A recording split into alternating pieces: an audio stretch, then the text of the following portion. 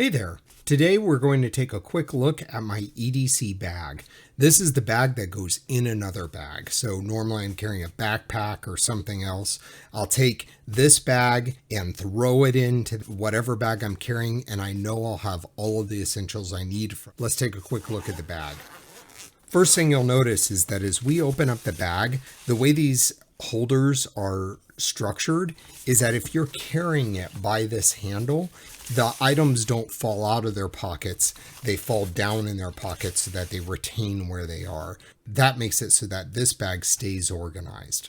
Inside of this bag, we have the cables that I need, which for me on a day-to-day basis, USB-C cables for laptops and Android phones and iPad Pros and that type of thing. Then I have a lightning cable for Apple devices, MicroUSB cable, a USB-C cable over here. And then moving on to the more classic EDC gear, or at least my version of it, I have an AutoMog pin here, which has this cool little function that releases pressing on this little bearing or detent here, and that's what releases it. Very cool. This is a Sharpie. It's a Sharpie holder, has a standard black Sharpie inside. Next, we have a Olight i3T. This was a special edition they made. Really dug it, so I picked it up as part of one of their sales. Never buy an Olight except on sales. Works well. It's easy to carry. Typically, I keep lithium batteries in this flashlight or any flashlight I don't use regularly, just to make sure that I don't end up with a corrosion problem if any of the cells burst open because the light was left on and they were overdrained or anything else. Then we have a Bic lighter. And I have an Olight box cutter here, which happens to have a bottle opener built in because everything has to have a bottle opener, and a little flat-headed screwdriver. A new addition to the collection is a Teal Designs Prybar. Just got this one a little while ago. I'm not a big fan of the banded design, but for an EDC bag like this where I'm not using this thing all the time, this is perfectly good. The next item we have on the list is I have a Singer tape measure.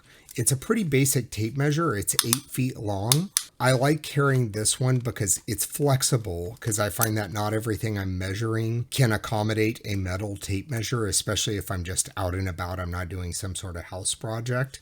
But this one being 8 foot long has more utility than the other ones that I typically carry. Then we have a Benchmade North Fork knife. This is a knife I picked up at REI several years ago. Just enjoy the knife. I'm sure I used my 20 or 25% member discount on it. And then we have one more USB-C cable. The difference with this one is it has USB-A on this side, which means that if I'm on a plane or something, I don't have to break out a battery or an AC adapter. I can just plug this right into the receptacle in the back of the airline seat and plug it into my phone or whatever I'm using. Closing up this side, and we'll take a look in this side.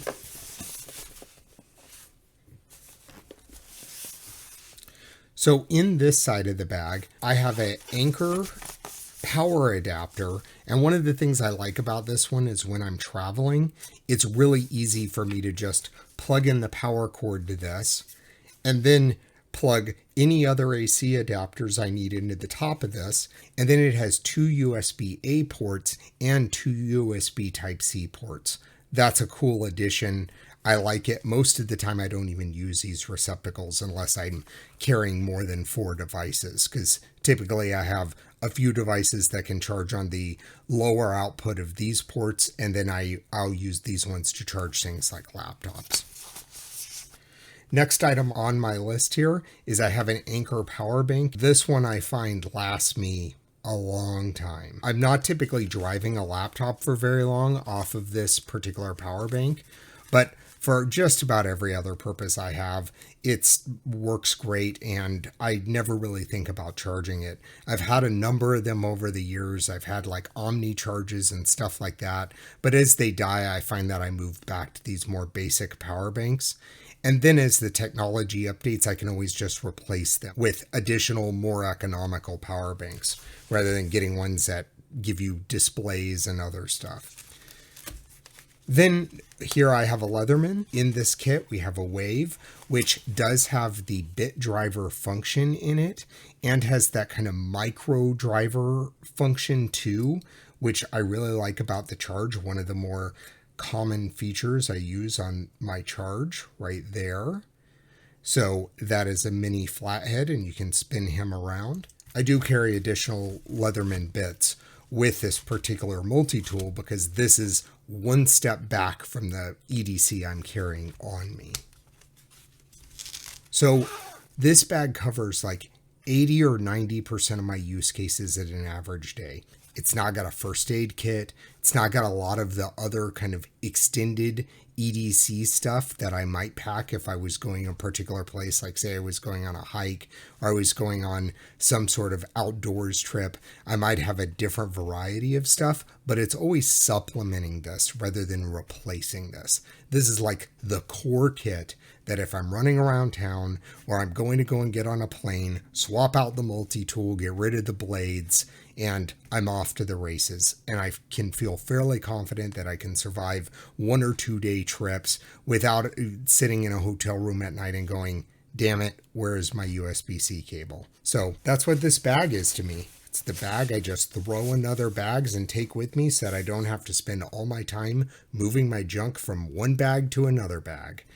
This makes it super duper easy, and then all I have to do is focus on the big stuff I want to carry, like laptops and tablets and phones and all of that other good stuff. If you have any questions, leave a comment below. Like this video if you enjoyed it. Consider subscribing if you really liked it. Thanks a lot. Have a great day.